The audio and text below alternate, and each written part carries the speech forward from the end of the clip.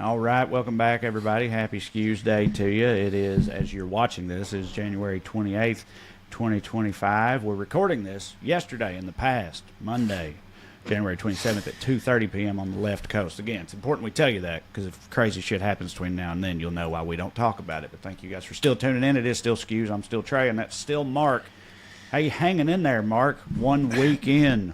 Good, man. Did you follow the stupid diplomatic row with Colombia yesterday? What I'm calling the Cuban Missile Crisis of mocha lattes. Yes, a little bit. I mean, a little bit. I know that if I saw like conflicting reports. I saw some people saying, that like Colombia bowed before the pressure, and I saw another thing that said Colombia was enforcing their own tariffs and were firing back. And then this morning, I got a very helpful email from the Epoch Times. I don't know how the hell I'm on their mailing list.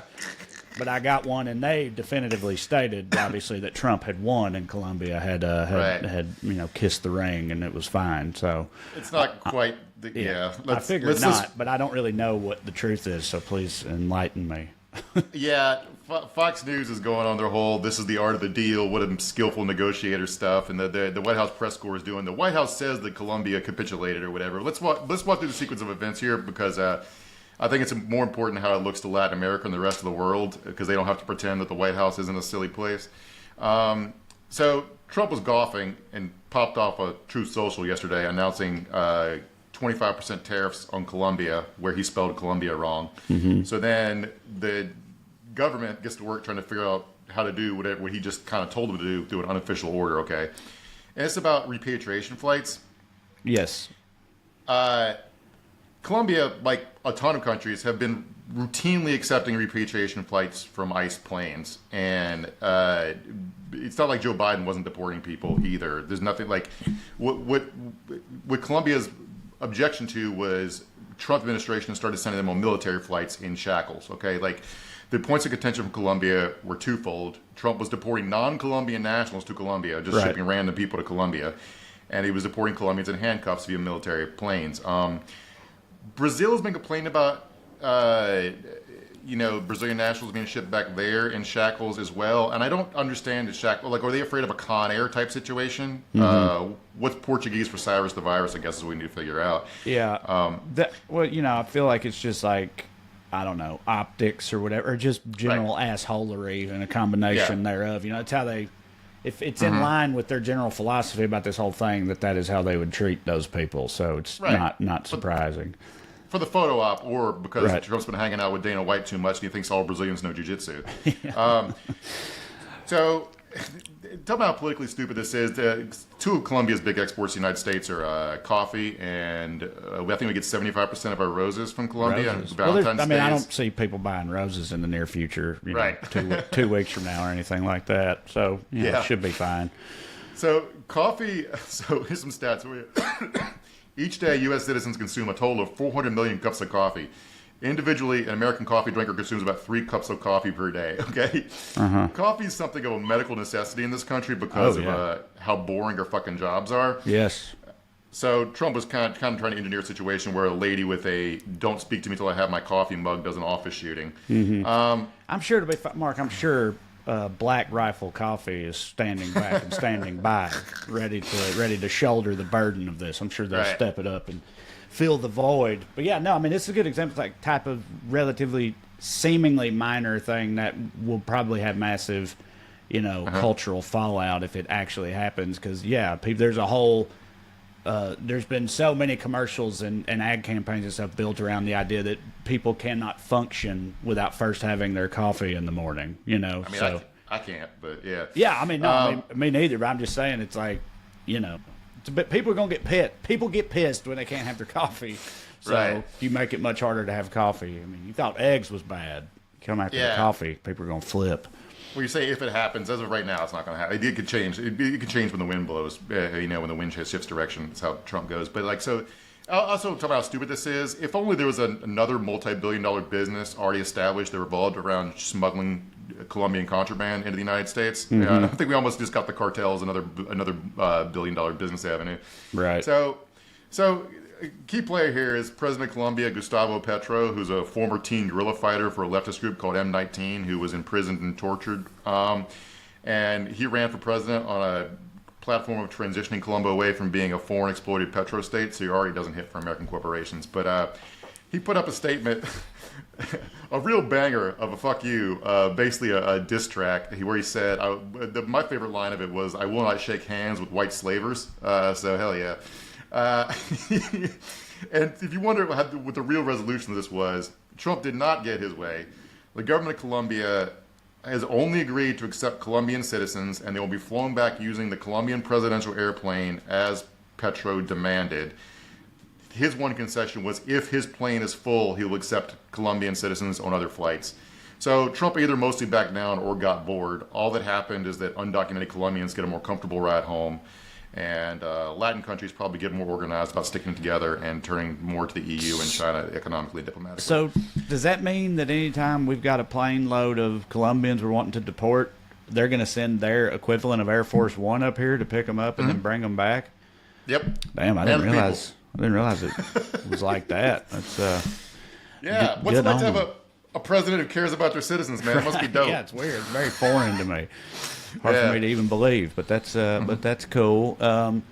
Yeah, well, let's get into it. Producer Matt is with us back here doing this thing, making it all sing, baby. It is Weekly Skews.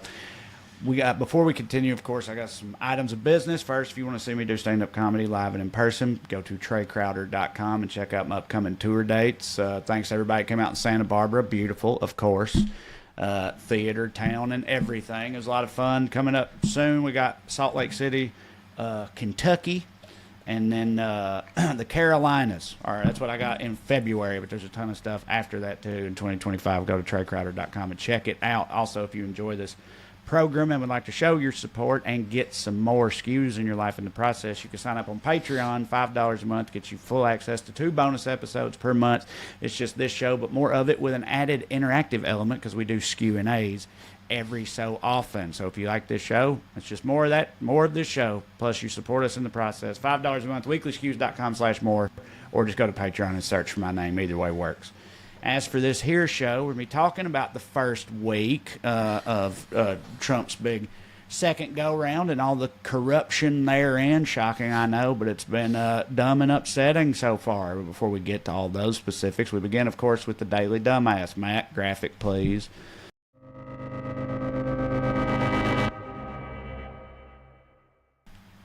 Tonight's DD, this guy with a bag on his head while losing his grandfather's life savings for somehow being the regretful MAGA voter with the most dignity.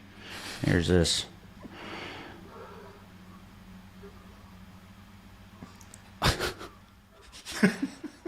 Ugh. $200,000 gone. And then... So, yeah. This was a dude who posted on Reddit about having bought. This is not the meme coin, right? This is the stock, is what he bought, I think. Yeah, Donald J. The Donald Trump stock. Yeah, I guess he inherited $1.2 million from his papaw and put it all in this. And, weirdly, it did not work out. And he documented the whole life-ruining process. You were talking to me, you just said my wife is going to leave me. You can cut it, Matt. Yeah. All right, so... Yeah, because he also said, because some people in the comments were like, because I be on Reddit, so I saw all this unfold, and then in one of the subreddits, in the Wall Street subreddit, 95% of the comments were just finding creative ways to call him the R word, so that was fun. But in some of the other subreddits reposted it, people tried to wait, so, people were like, well, if you've got that much money to even put into this, you're going to be fine, right? I mean, hell, even at the end of this, you still got $500,000 left. And he responded to that and was like, actually, a lot of this is debt and is debt back, so I'm almost definitely going to lose my house, and my wife is going to leave me, and my family's going to fall apart, and all this shit. And people were like, Jesus Christ, bro. The leopards ate my face subreddit. The servers are smoking like monster truck tires right now. Absolutely. I did my other Patreon video I did this morning for everybody was about that, about leopards ate my face and how they fixing to go to the moon. They're just they're gonna be eating good over there. Dude, I don't like taking pleasure in other people's misfortune, but I'll enjoy a little shade and fraud for anybody stupid enough to put $1.2 million in one stock based upon debt. But the people I'm seeing, like, I don't understand what people like. I saw like somebody being like, my mom, who's a Trump voter, she's crying because Trump signed an executive order taking away Biden's Medicaid prescription drug pricing limits. You sent us that video of that lady who says she's of Mexican heritage crying because she didn't realize she voted for deportations. Yeah, like, there's been a ton of those people, tweeting at Ted Cruz or at Donald Trump, being like, we've been supporters our whole lives. We're MAGA to the core, but we're going to lose our jobs over this because they're like government employees or they just took a job with the government and now it's been taken away and they already sold their house and we're going to move and now they're just screwed and please help us. But it's like, the guy you're talking about said, who posted like a thread on X saying, my wife is in tears. We spent thousands to move for a VA job, and now the offer is gone. Please, Mr. President, fix this mistake. It's like he campaigned on federal hiring freezes. What do you think Doge was? Right, all of that stuff. He's only really doing things he said he was going to. That's what's weird about it to me is that he's like actually following through on some shit, and it's hurting people. But I mean, you shouldn't be surprised because he's just, especially. Because I said, when I sent you the Latina crying about all this and how disappointed she was, I was like, from my perspective, it seemed like that was easily top 3, perhaps top 1, either that or trans people or eggs. Things that he campaigned on was deporting these people. And I just don't know what you expect. And you were like, well, to be fair, they thought he just meant like criminals, violent criminals who come up here. None of these people ever think that it means them. That's the whole point of the subreddit for leopards ate my face. Like, I didn't know leopards were going to eat my face. I just thought they were going to eat the right faces. And this is what happens every time. But it's weird to me because it's like, I just don't know how you could have not understood if you're paying any attention to what the man said or has said for all these years, It's like, it's an America brain thing where like it's part of American exceptionalism to me, whereas like that would be it would be evil and mean and bad to do that. We're inherently a good country, God's chosen country, so therefore that wouldn't happen. Even if he kind of says it. Plus, I mean, to be fair to her, like we talked about this, but like he does connect immigration to crime. It's not. It wouldn't be completely stupid to think he just meant the criminals because what that lady doesn't realize is he thinks being Mexican is criminal. Right. So. Yes. Another one here, another MAGA voter, Donald Trump, please help. The federal hiring freeze is causing my boyfriend to no longer have a job. We're about to be homeless with a 4-month-old little girl. We need your help. I don't want her to be homeless with a 4-month little girl. That's why that's why I voted for the other candidate. But anyway, the first guy tagging Ted Cruz, and it's so funny because he, famously cares for others. He's not or just anything at all in the world. Yeah. His main hobby is just making Texas sports teams lose by being a huge fucking jinx. So, I don't know, man. I hope there's an opportunity here. If someone wants to make an affirmative case for these voters, this is Donald Trump's fault. You can figure out a way to grab the microphone.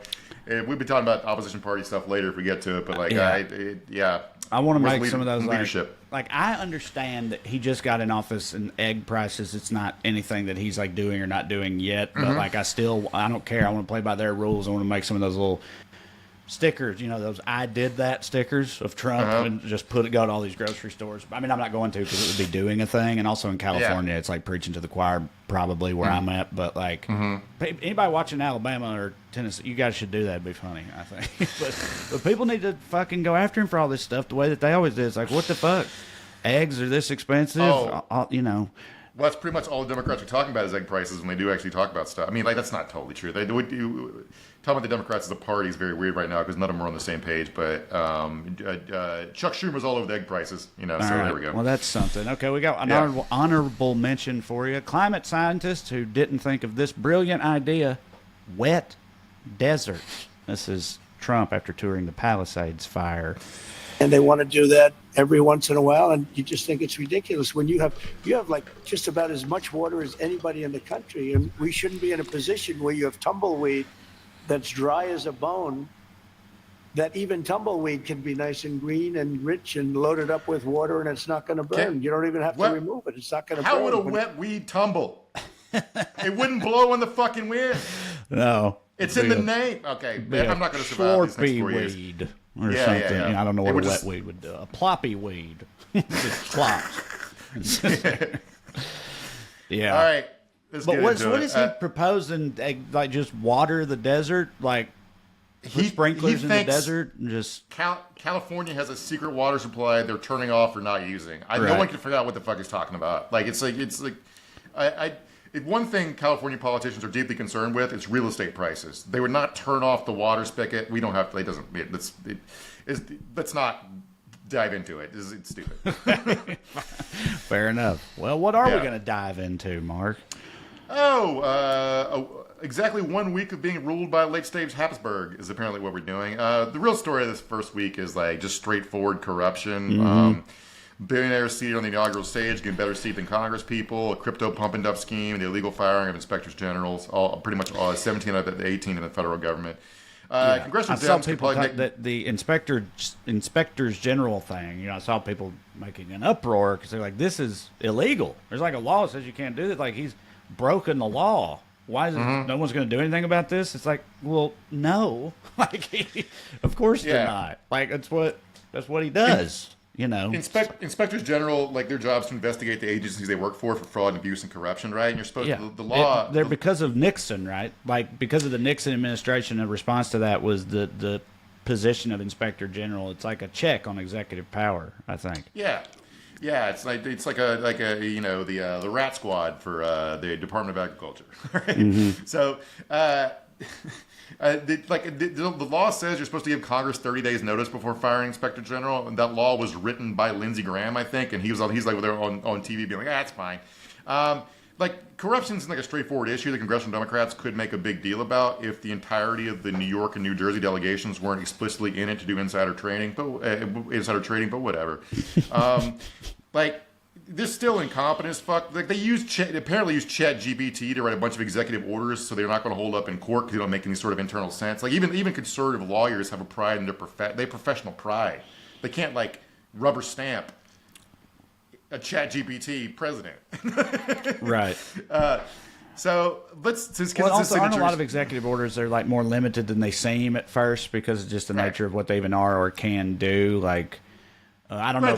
I don't know how true or accurate this is, but I saw people claiming to be lawyers on the internet saying that, the one that he wrote that he put out that rescinded one of the Civil Rights Act or something like that, but it was the Equal Opportunity Act, right? The Equal Opportunity Act, but it was really that rescinded an executive order in relation to the act. You can't just take an executive order and rescind a congressional act like that. No. Congress would have to undo that through a whole process, but you just read it and it sounds like that's what he did. But right, he can't but what he can do is there's federal work hiring standards that require certain diversity or whatever. He basically tried to get rid of those. All the anti-trans ones. The material impact I've seen so far is that the State Department isn't going to recognize passports that have non-binary genders on it. So if a trans person goes on vacation to Portugal, they might have trouble getting back into the country at customs, right? So it's the president's not a king as much as he wants to pretend he is. It's not that this stuff is great. It's that the presidents swoop into office, especially Republicans, because it's easier for them to do stuff they want to do via executive order because it's easier to end stuff than it is to build stuff, right? So they always come in. There's this flurry of executive action. Joe Biden did his version of it too, and so the first week seemed like a drastic change. Than the ship of states, a fucking aircraft carrier doesn't turn on a dime. So, so I want to talk about immigration first because that's Trump's main thing, and he's a big hero on. So let's look at this video of Tom Homan on one of the Sunday shows. To avoid arrest, what criminals are hiding in schools? Middle schools, elementary schools. You going to go into those? How many MS-13 members are the age 14 to 17? Many of them. All right, so, look, this is the national truth. We found the one crime MS-13 will not commit, Trey, and it's truancy. They are going to school. I saw, right before we started, I don't know, an hour or so ago, I saw another post on Reddit out of Texas where a teacher in Texas, called ICE or whatever and asked them to raid the school that he works at because it said, quote from him, "I got a lot of students that don't even speak English." So it's definitely schools are on the table for sure. And he's if I remember right, that guy was a substitute and he immediately got fired. So there you go. Well, yeah, even if he wasn't a substitute, he should be. I mean, that's super fucked up. You can't have a teacher doing that shit. Nope, the school didn't hire you to snitch on fucking English these second language kids. So anyway, if you want to know how good they are at self-generating bullshit issues, I haven't thought about MS-13 since like 2019. They have not been in the news at all. Now they're just pretending there's some big threat. So Dr. Phil has been doing videotape ride-alongs of ICE raids in Chicago. Okay. There he is. He's like their actual news media isn't being informed about this stuff, but Dr. Phil is like doing his episode, his immigration version of Cops. So this guy who got arrested, I had no idea his immigration status. I just said immigrant, but I don't know that. The guy got arrested, and Dr. Phil was interviewing him on this little web show or whatever. And Dr. Phil says, "You've never been deported before." And the guy said, "You're Dr. Phil. You look like Dr. Phil." He said, "Yeah. How do you know me?" And he goes, "I've seen you on Dr. Phil." I suppose that does make sense.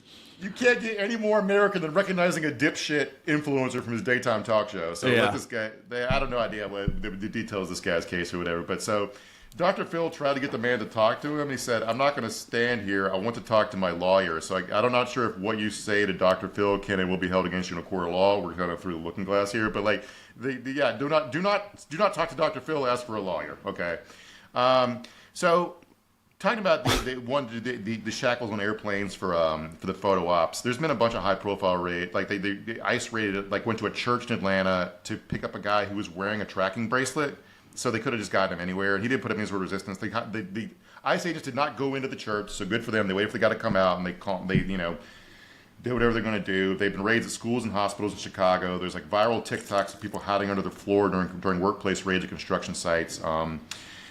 ICE arrested a U.S. citizen and veteran in New Jersey, I guess because he had brown skin or something. Right. Do you think... I've seen people propose before, and I think we talked about it briefly before he actually took office again. But he just got in. Like I saw people say beforehand, it's like, look, what he might do is a big opening, spree like this, deportation spree. It's very high profile and very, kind of over the top with the shackles and all this shit. And it's like really strong man stuff where it's like, look, we're doing it. See, we told you, and we're fucking doing it. And then gradually it just kind of fades or sort of goes away because they, I saw where a farmer said earlier, some farmer they interviewed said if they actually deport them all, then we'll run out of food in 2 days. And they won't have people at their construction sites and all this stuff. And that comes up all the time. Like they know that it'll cost them money. So they won't really do this. They won't go all the way, right? Or, I mean, will they? I don't. Well, they don't, ICE isn't staffed up for it. Also, like if you're an ICE, like ICE warrant isn't the same as like a cop warrant. They can't so it depends on whether or not they're willing to risk jail to break the law and the Constitution, right? Which is, well, if you're a frontline ICE agent trying to get to your pension, I don't know if you want to, even if you're really enthusiastic about your job. So that's part of it. So unless they can change the law and increase the size of ICE by spending a ton of money, I don't know if they're going to be able to do it. I'm sure they're going to try, but then we've got to see what congressional Republicans do because, again, they have business interests in their districts that rely on labor. Right. So we're going to see. And they need their slaves. The congressional Republicans, aren't they at a little retreat right now trying to figure out exactly what the fuck they're going to do? Read Trump and his agenda, whatever. I think they're in Florida for like a 3-day thing aimed at coming together on how to address Trump's agenda or whatever. Because obviously there's a lot of them don't really get along with each other. So we're talking about whether or not it's just spectacle or whether it's like, I don't know anything about the retreat. You're more informed than me about that. But so here's some numbers for you. These are from the Trump administration. I would think they'd lie in the other direction, so I have no reason to disbelieve them. And so far, the White House said immigration agents, these numbers as of a couple days ago, I think, immigration agents have arrested 538 undocumented immigrants and deported hundreds more. So less than 1,000 people, I think. So compare the 538 to... It's lower than the number of arrests at the same point in time in 2017 when it was 675. That was when he threatened to deport millions, never got around to it. But they openly announced before they took office that one of their main weapons here is going to be fear to get people to self-deport or stop coming. Right?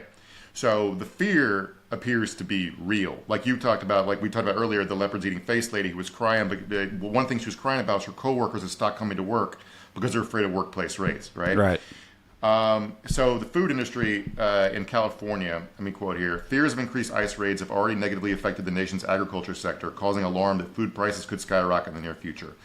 About 75% of immigrant farm workers did not show up for work one day last week in Bakersfield after Border Patrol agents in unmarked Chevy Suburbans rounded up and detained immigrants in the area. And the end result was acres of unpicked oranges roasting in the California sun at the height of the season.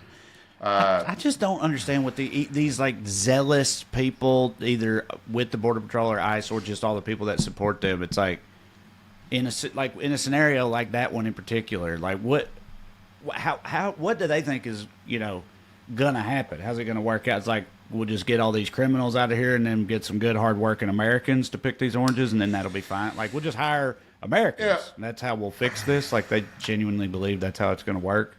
Yeah, hire Americans for $3 an hour. Right. We'll sleep in tents. Yeah. So I don't know what the step 2 of their plan. This is just the danger of operating in unreality. That's why I like to talk about the moral panics and the conspiracy theories and shit, because like people just let go of reality, including large parts of our government. And for context here, Bakersfield's in California's Central Valley, which produces approximately a quarter of America's food. Okay. Yeah, a lot of people I think maybe don't realize how important agriculturally California is. Like, because you think of the central, the Great Plains and all that, it's like the breadbasket of America. But California is way, way up there in terms of agricultural production. If you ever drive through California in the middle part of it or whatever, I mean, it's like nothing but farmland for miles and miles as far as you can see. So, and what people think of is like the American farmland. They're largely making corn for corn syrup and ethanol and soybeans to be exported to China. Yes.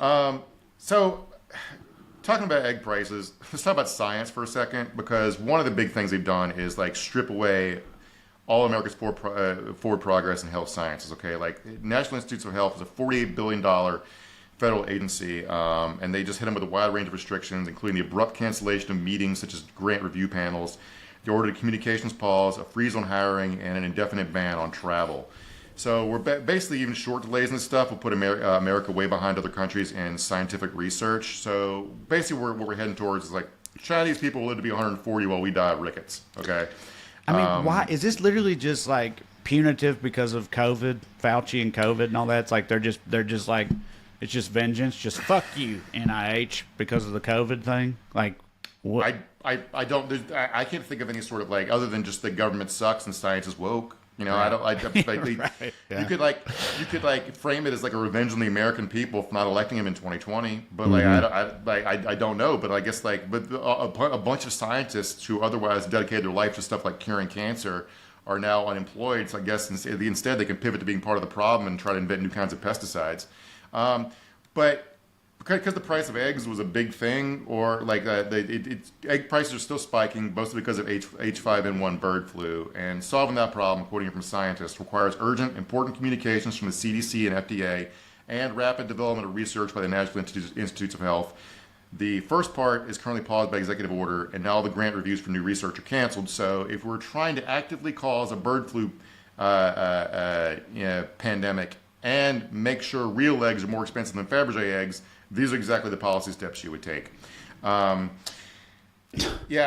I personally like eggs, but I didn't want to overthrow the government for it. I also don't want to die of bird flu for eggs. So this is a real. There again, is it just like, are there contract either big pharma or big tech health or something? You know what I mean? Big corporations that could get contracts to do these things or something, and therefore enriching people that are big campaign donors. I'm just trying to think like, I mean. It doesn't. There's not even a conspiracy theory that makes this make sense, because the private corporations end up profiting off these treatments that are invented by the NIH to a large degree, and without the whole reason the government funds this research is because it's not considered profitable for private industry to do it. Right. And the return on investment here is through the roof. Like, it's basically, if the U.S. government spent all of its money on this stuff, we'd all be better off. Mm-hmm. So it doesn't make any sort of sense to me. And also to talk about the politics part of it. Trump, like a bunch of people are going to die of cancer. So the National Cancer Institute, which is under the National Institute of Health, has around 3,500 employees and the largest cancer research funding body in the world. It supports dozens of NCI-designated cancer centers around the country and helps coordinate clinical trials across more than 3,000 sites. Currently, there were 67,100 studies registered at clinicaltrials.gov that until this week were actively recruiting participants, and 21,000 studies that were active but not recruiting right now. So basically hundreds of thousands of people are fighting for their lives.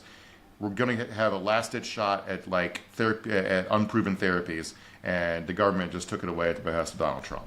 Because in the real world, the government does good and important shit a lot of times. Right. Well, see, that's part of what, that's what I was trying to get at, was like, what is the conservative argument for this? Because it's always, fuck the government, small government overreach, can't have it. We don't need regulations. We don't need the government doing all this shit. And I always thought that their proposed solution to that was because, again, that can all be handled by private industry. Like, corporations, companies can take care of that. You don't need the government to do it. But in situations like this where, like you just said, it doesn't make sense. It's not profitable for private industry to do these types of things, so they don't.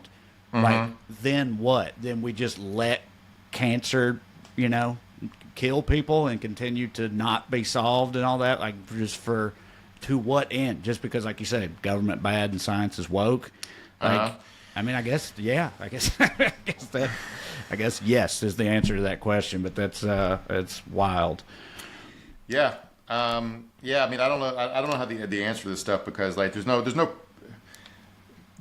so much stuff that like a lot of the ways in which society is broken, like everything revolving around, if it's not profitable, it doesn't make sense. You can see like, well, the post office should run like a business. No, it shouldn't.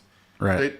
The Constitution promises that people can get mail. Like it's good to be able to get people to get mail. It's also good for American commerce, for people to be able to mail bills out and checks. It's nice to get birthday money for your grandma. Not everything has to be for money. And the road that goes by my mom's house would not be profitable for private corporation. Private corporation wouldn't build it. They wouldn't make enough tolls for it to exist.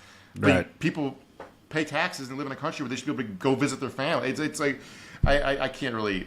I don't know, man. It's right. It's pretty. And then, like, how does a fire department make any money? They charge you to put out fires, which means poor people's houses will burn down, and they're just cool with that. That's okay. And fires at poor people's houses spread to rich people's houses. Right. Diseases spread. Right. Like a poor person catching the bird flu is going to give it to their wife, who's a rich person's maid. Mm-hmm. You know what I'm saying? It's everything about this. I mean, the idea that everything is so completely short-sighted. What was it? Permanent presentism is what we talked about after the election. Yeah. The new word I learned. So some of the wokeness aspects of it, because this is pretty fucking funny. They put one of the executive orders created a new definition for biological sex, like we talked about the passports and stuff earlier, but across the federal government. But it was the biological sex you were at conception, which made all of us female. Yeah, we're all girls now, so that's fun. Right. I feel sassy now, but yeah. So now, according to Nancy Mace, we can all go in the women's room, I guess. Yeah. Because it's at conception, every zygote or whatever is a female, and then later the Y chromosome is what turns it into a male fetus or whatnot. But at conception, we're all ladies, so that's how they defined it. So I'm going to go sign up to do some college women's swimming now. Don't worry, I'll be really bad at it, but apparently that's what the panic was about. Probably the funniest part of this was like Trump made the CIA cancel their Black History Month. First of all, the CIA having Black History Month is fucking hilarious to me. They got rid of like affinity groups. I guess they would have like whatever their identity was. They have it on like the lanyard they used to get in the building, which the CIA trying to be woke is just funny to me. But like, yeah. I'm not sure what it should be. No, they meant Black Ops History Month. That's what it's supposed to be. So, don't want to say. I don't know what they think the CIA actually does, but like, it's nice to have people who understand other cultures reading intelligence briefings from the countries that their ancestors were from in their language. I think it'd probably be pretty helpful to like the CIA and the State Department and the different intelligence agencies staffed up with like Arabic and Farsi speakers after 9/11 for fairly obvious reasons. Right. So I guess their plan right now is to have like a white Methodist from Connecticut try to infiltrate Boko Haram or something. I'm not sure what the fucking plan is. Yeah. He also put out an order to declassify the JFK files, which I think was part of his handshake deal with RFK Jr. for his endorsement. But So Trump's operating in a world where he seems to believe the CIA killed JFK, kills American presidents, but also he's going to intensely fuck with them. Right. And I don't know how to square those two thoughts at the same time. Yeah. Well, he's like, yeah, but I'm a badass American president. You're not gonna, I can't be killed. Yeah. You're not going to fuck with me. Obviously, can't nobody fuck with me. But yeah, no, I mean, I'm sure all the conspiracy, people who love this motherfucker anyway, are fired up about these, ancient declassified files. But the DEI stuff in the government, because I know you're about to sit there also, because I saw, like, people were talking about, look, NASA cracks down on DEI, and then people are like, no, this came from OPM, this came from the top of the Trump administration, and it got disseminated to every agency. This their memo or whatever you want to call it about DEI and how it included in it, like, if you see something, say something, like report DEI stuff and all this, and it's like, what? Literally, what does that mean? Is it just like if you just got like, a coworker who's a black woman who's like a manager or something, and so you just report her for being like, well, that's clearly DEI because there's no way she could have been qualified. Like, what? I mean, I don't. I think they try to put pronouns in their bio or try to hold any sort of seminar or carry an anti-racism book or like. It's basically this is a society where I'd revolt against boring HR meetings. So they can't do the HR meetings anymore. I remember being in one at old job I had, and it was like these things are just ass coverings for the company. Yes, always, 100%. I don't know how they misunderstand this as corporate brainwashing when it's just so if somebody touches an intern's ass, we can say, well, we told them not to touch butts. We said. Right. It's always funny because I used to work for the federal government. We had to do a ton of those. And it was always funny to me thinking it's like the idea that there's some like, older middle-aged white guy sitting there watching this training or whatever and being like, oh, damn, that's not cool to grab their asses like that. This whole time, I thought it was totally fine. Well, I guess I better stop doing that now. Did you see that story? I think it was in Forbes or Financial Times where they interviewed like the people on Wall Street who were like I'm yes. quoting here. So like it's like they're excited because they think the Trump's president again. They get to say pussy and retard at work. Yeah, they said they've been liberated is the word they use. We feel liberated. Yeah, me and Drew talked about that on Well Read after you. I don't know how to tell you that you still can't say that at work. Right. Like, the president's not subject to HR laws. Your company is. I don't know what to tell you. Right. But it's like, so, whatever, man. I'm not sure. But people are insane. People are insanely stupid about this stuff. But, yeah, so you talk about the DA snitch email account. So people are sending it Scientology emails, porn, and the script of the B movie. That's, small victories. That's all we got. Malicious compliance. There you go. Yes. Yeah, I don't know. Like, say somebody wears a keffiyeh to work, or what about a yarmulke? I'm like I don't know what they think. What they think is snitching on people for DEI is. But so these agencies trying to comply with this stuff, they're not actually woke, is like causing some pretty hilarious results. So like the Air Force got the "Don't be woke" orders, and they're like, well, we're not woke. We have to do something. So the conclusion they came to was to cancel. Like they took the lessons about the Tuskegee Airmen out of their curriculum for them. They put it back in after a public outroar. But like they're looking around like, what can we do? It's like, well, we want to keep the stealth bombers painted black. So like, what can we do? And all we got is Tuskegee Airmen. Right. So like what it's like they're trying to look busy, and it's resulting in some extremely stupid shit, man. And like I need people to notice it's not just Trump worried about coffee prices in Colombia. Like the Air Force responded to political pressure because Trump didn't actually mean for them to take the Tuskegee Airmen out. Maybe somebody did, but nobody cares. Like political pressures.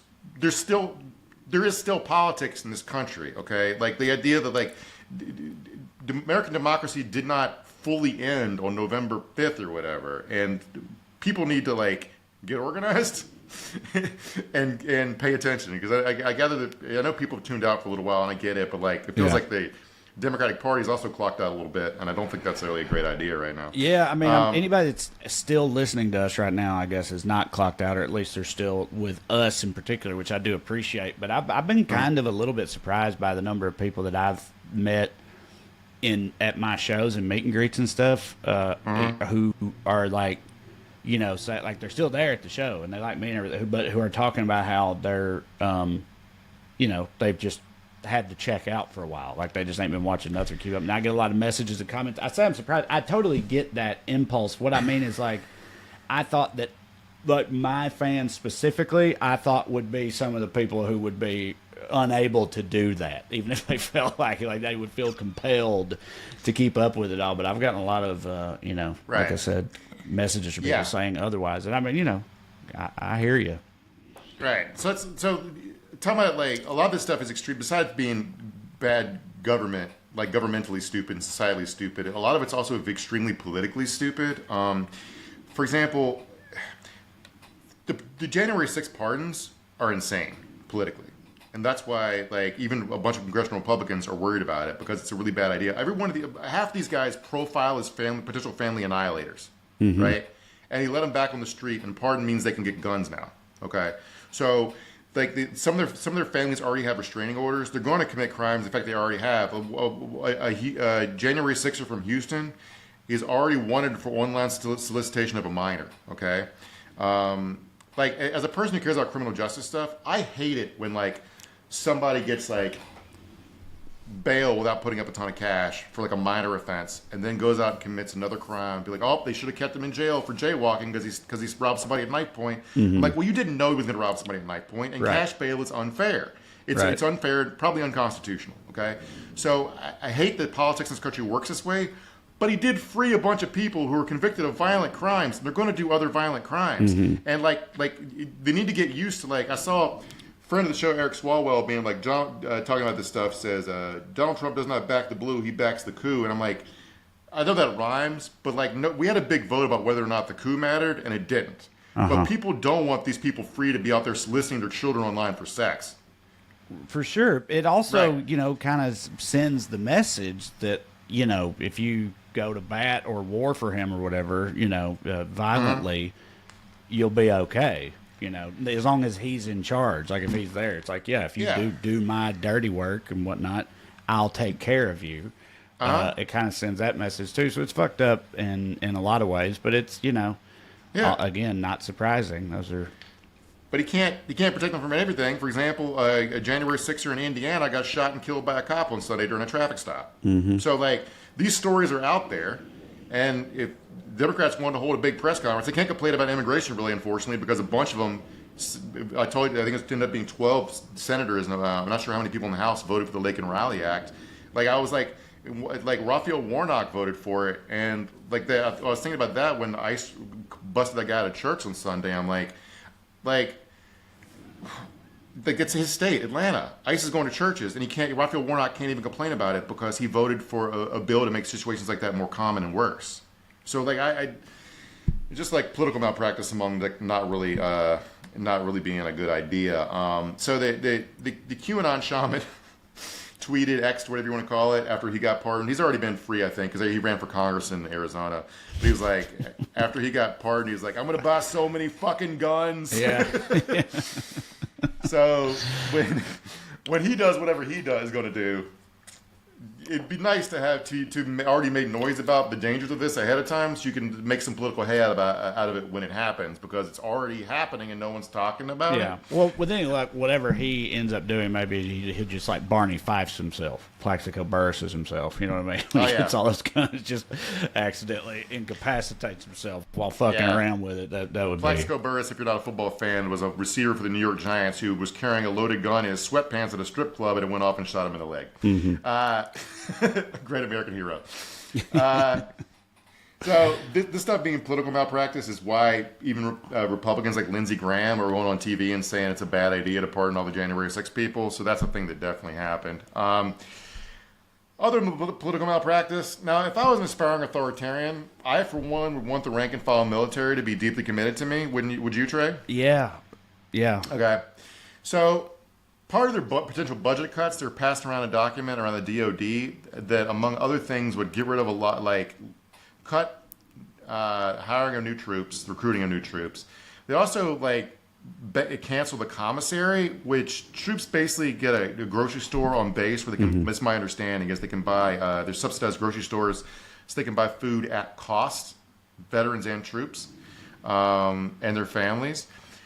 So one of the ways we get away with paying troops so little is stuff like giving them food, giving their families food stamps, and also giving them the commissary. Yeah.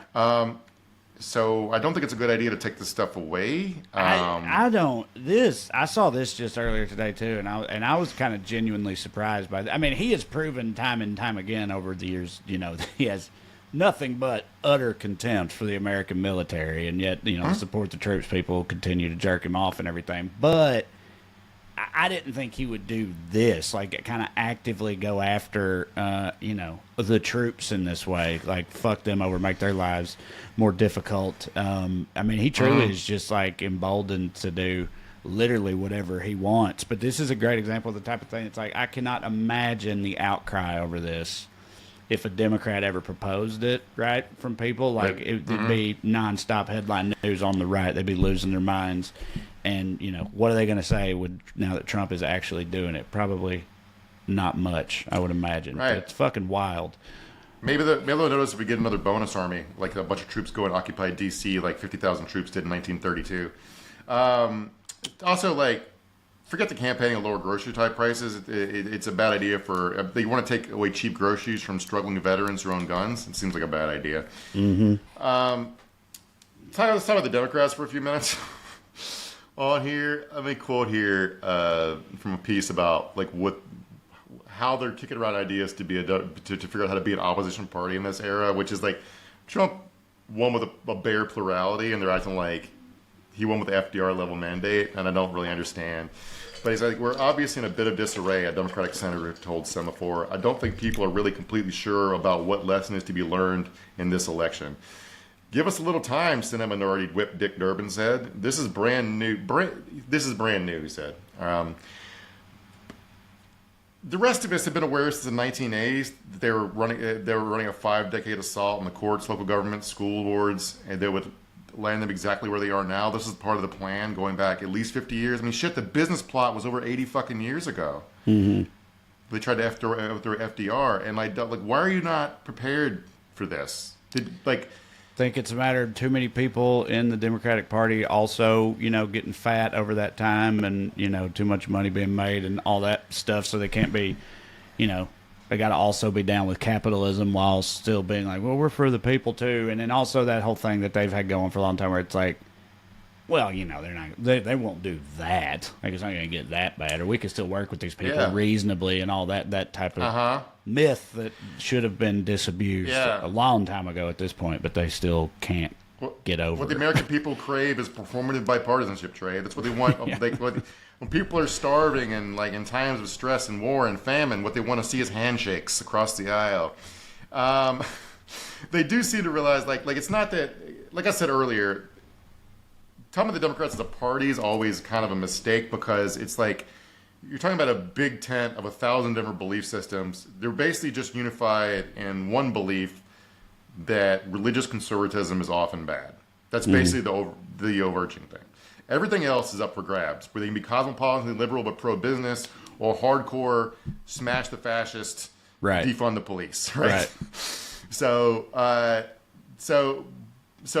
it's not that none of them are protesting Trump's actions. Like when ICE arrested that veteran American citizen in New Jersey, his local congressman went to bat for him, like trying to hold ICE accountable. People are doing stuff. People are saying stuff. AOC is making a bunch of noise about the rising tide of fascism, all this shit. So like, this isn't like about them as a group, but about the leadership of the Democratic Party, who is old and has that America brain thing we talked about earlier, where they think, well, bad stuff can't happen in America because America, right? So, but they do understand that to the degree they have a message, they can't really get it out. So they're trying to learn the internet, okay? It seems like a good time to do that. 2025, after a crushing defeat. Maybe we should figure out this whole the internet thing kids are doing. Who is this 4chan? Yeah. So last week, Senate Democrats, I'm going to quote here from CNN, Senate Democrats had a luncheon to discuss how to go viral. And, quote, one of the bright spots Democrats highlighted was a viral video from the pandemic of Mark Warner making a tuna melt in his kitchen. Right. What? So what's the takeaway from that? More sandwich making videos. Got to do crossover content with food. Internet's a big space. I'm attempting that myself right now, so I understand where they're coming from. But maybe like AOC makes cooking videos, or she talks while she cooks. Like I don't know. Maybe it'll work. I don't know. But like that's not the reason things go viral. It's not like it's not super complicated why things go viral. Claptery roast jokes go viral. Okay. Emotional appeals, especially to anger, go viral. So what I'm saying is the key to going viral is to be funny and to give a shit or pretend to give a shit. Neither of those things are things Chuck Schumer is good at. Right. Okay? It's not a matter of like being clever about it. It's about posting a lot of shit and see what sticks, see what, because you can't control what goes viral or plan to go viral unless you're going to do a CIA influence op, right? So like, but what Chuck Schumer is doing, here's a post he made this week. So the White House was like, President Trump orders historic transparency, JFK, RFK, and MLK files to be declassified. Chuck quote tweeted with, "Now do UFOs." All right. What do you? So I saw somebody who's adjacent to Democrat consultant class in D.C. explaining what's happening when you see stuff like this. Because Amy Klobuchar was doing something like when you see them like make noise about being open to talking to RFK about the dangers of vaccines or whatever. What happened is they've got some polling that shows they got their shit wrecked with low information voters, low trust voters, right? So they're doing this because they think they're trying to do poll tested psychotic shit. Right. Do you understand us? Do you think Marjorie Taylor Greene is poll testing her shit? Right. No. Yeah. You can't coach that, dude. She just got it like that in terms of being a lunatic. Yeah. You can't. It's like.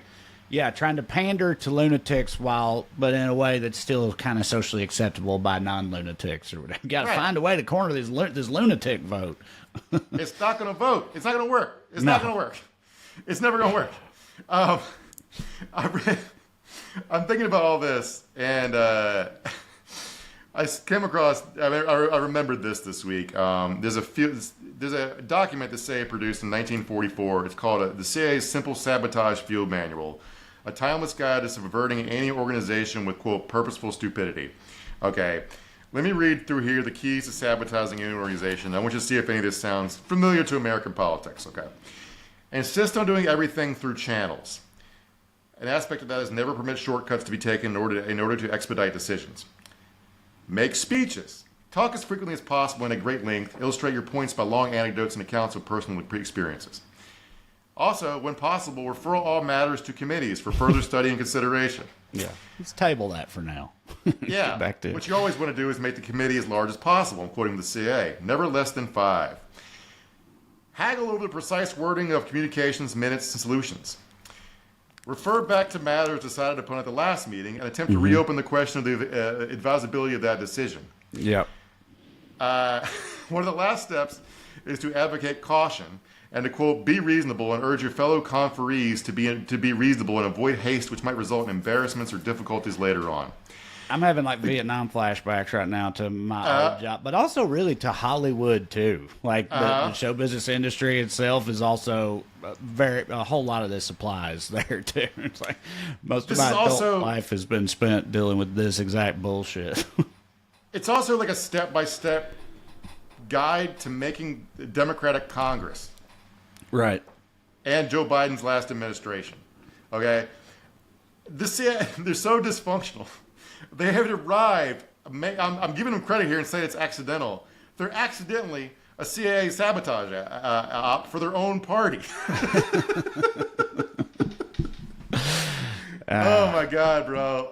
That does check out. Where do you stand on that? Because I saw people, you're saying, or opposition politics or whatever. I was looking at the politics subreddit earlier, and it was like there was a few different articles written about things like, Adam Schiff blasts Trump after, whatever else. Democrats slam Trump administration over egg prices, whatever. And there were people in the comments being like, oh, did they slam them? Oh, I bet they're shaking now. What's next? A fucking strongly worded letter or whatever, which is exactly what they did. And it's like and I get the impulse there, but it's also like, I mean, what are they supposed to do right now in the position that they're in? Like, actually, what do they, in the fucking very underpowered position they're in because of the way, this country voted and the way it's gerrymandered and stuff. But, like, what do they do other than just, bitching and slamming people, you know, like.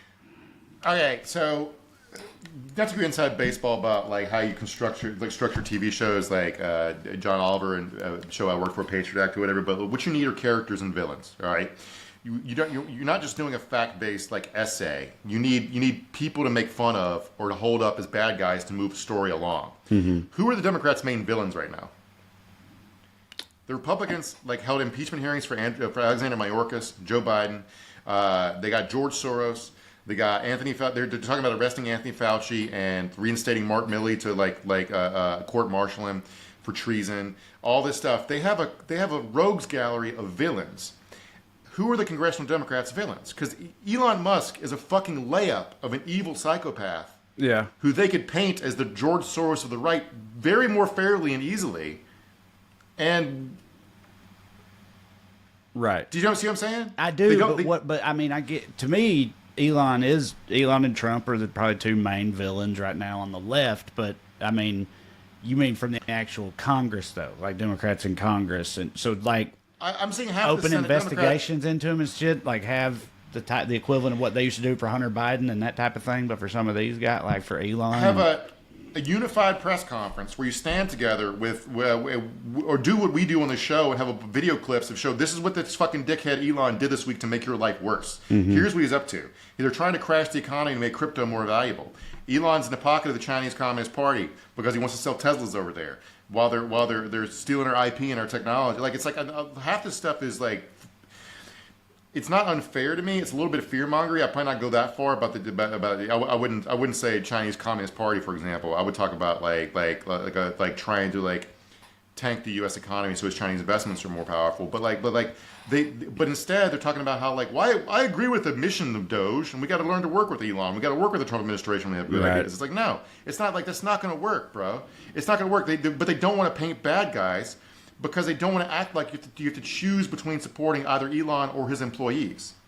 You don't think like you're choosing between those two things. You want to act like a rising tide can float all boats, and that's not the politics of 2025. It's just not.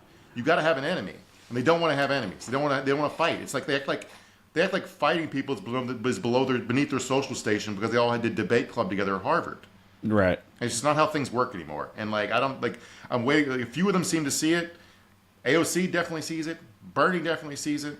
But like Chuck Schumer does not. Chuck Schumer's like, how does this affect egg prices? Who's the villain of egg prices? Mm-hmm. You got to point to an evil person who's doing bad shit. Unless you're going to blame Elon for engineering the bird flu in a lab, you don't have a villain here. Yeah. So that would be fine. Yeah, I mean, I think the villain should be Trump. You know, like he's the president and he controls egg prices. They try, but like it's not enough. Like it's Bezos, right? It's like you gotta paint more than one. You gotta have a cabal. Create a cabal, guys. They're a real life cabal. We're fucking over American workers and tanking the American economy on purpose to get wages down. Yeah, they're being open about it. They're always talking about on their side. It's like there's this secret shadowy cabal that's aimed at undermining real Americans with their evil doings and all this shit. And it's like that actually is true and does exist. It's just that it's the people that you worship, like Elon and his other his billionaire buddies. They're the ones actually doing that. So one quick question, because it's finalized now. Save it for the very end, so if people don't care, it's fine. Mark, what do you think's going to happen in the Super Bowl? The setup has been, or the matchup has been set, I should say. Kansas City Chiefs. Who else? Chiefs win after 3 ridiculous calls and a doinked-in field goal at the last second. Yeah, I agree completely. Couldn't have said it better myself. But yeah, help me, Saquon Barkley. You're my only hope. I know you're a Cowboys fan, so it's fuck the Eagles. And the Eagles don't hit for me, and I wouldn't want them to win either, but I just can't with the Chiefs. But they're going to, though. I'm 100% convinced that they are going to win. So we'll see how that plays out. But also, again, like I said, thanks for watching. I've been getting pretty good reports from people, I think, on this new version of the show. It's going the way we hoped it would, i.e. on your end, the end user experience seems to not be affected too awful much by us pre-recording it the way we are. So thank you all for putting up with us, and we appreciate that. And also, again, go to TreyCrowder.com. Like I said, come and see me. I'm putting a new hour together, and it's I think it's going pretty good. It's been been hitting lately for people, so I think you'll enjoy it. And if you're worried about being overloaded on politics at my shows, it's not like that. I mean, I do a little bit, but I do a whole lot more of just funny stuff that if I hit for you, it'll hit for you, but without making you want to kill yourself because of the state of the country we live in. That's the idea. So go to TreyCrowder.com, check it out. Also, weeklyskews.com/more, or go to Patreon and search for my name. Sign up, get some bonus Skews episodes in your life for $5 a month and support the show in the process. But primarily, you just keep watching these here. We'll keep doing them. We'll see you in 7 days. Next Skews Day. Love you. Bye. Skew.